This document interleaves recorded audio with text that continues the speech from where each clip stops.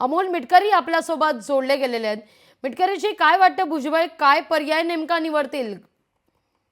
ते आता जे महान राजकीय विश्लेषक आपल्या स्टुडिओत बोलावले होते त्यांना सुरुवातपासून अजितदादांच्या नावाचा आधार झालेला असल्यामुळं त्यांनी असं काहीतरी अकलेचे तारे तोडण्याचं विधान केलंय.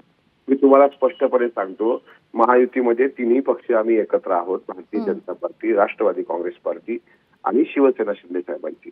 याच्यामुळं जर काही नाराजीचा सूर असेल तर कोणीतरी मध्यस्थी केली पाहिजे. याकरता आज भुजबळ साहेबांनी स्वतःहून देवेंद्रजींची भेट घेतली की देवेंद्रजींनी त्यांना बोलावलं. त्या दोन गोष्टी वेगळ्या वेगळ्या आहेत. ते स्वतः त्यांच्या पत्रकार परिषदेमध्ये थोड्या वेळात ते क्लिअर करतील. भाग एक. भाग दोन, काल दादांच्या जो विजयी सभा होती बारामतीला, तिथे मी होतो. त्यांच्या भाषणामध्ये त्यांनी सांगितलं की काही वरिष्ठ नाराज आहेत, पण आम्ही तरुणांना संधी दिली. म्हणजे इंद्रनील नाईकांना संधी राज्य मंत्रिमंडळात मिळाली.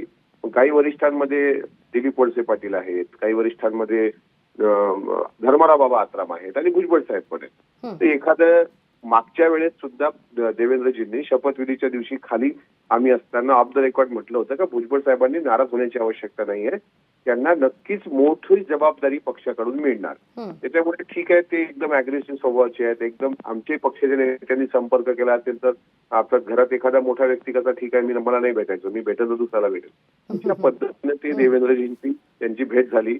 मात्र भाजपमध्ये जाण्याचा पर्याय आताचे जे तुमचे माझ्या पूर्वी बोलताना राजकीय विश्लेषक सांगत होते एका पक्षाचे नेते, मला असं वाटते त्यांनी फक्त आणि फक्त स्वतःचे हस्ते करून घेतलेले आहेत.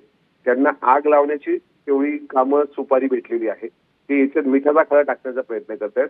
कुठल्याही प्रकारे आतताईपणे निर्णय घेणार नाहीत. महायुतीमध्ये असं एकत्र विचारधारा घेऊनच, समजा आता उद्या एखाद्या भाजपच्या मंत्र्याला राष्ट्रवादीत प्रवेश घ्यायचा असेल समजा फॉर एक्झाम्पल, तर अर्थातच देवेंद्रजी आणि अजितदादा चर्चा करतील.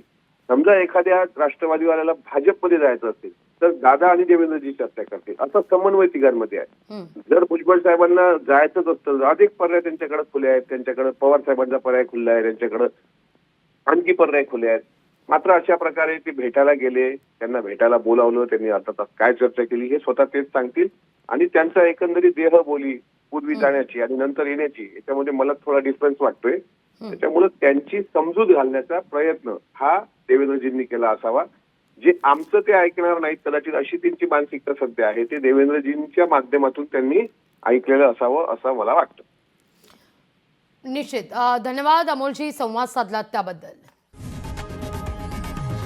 लोकशाही मराठी ऐका, पहा, जागरूक रहा.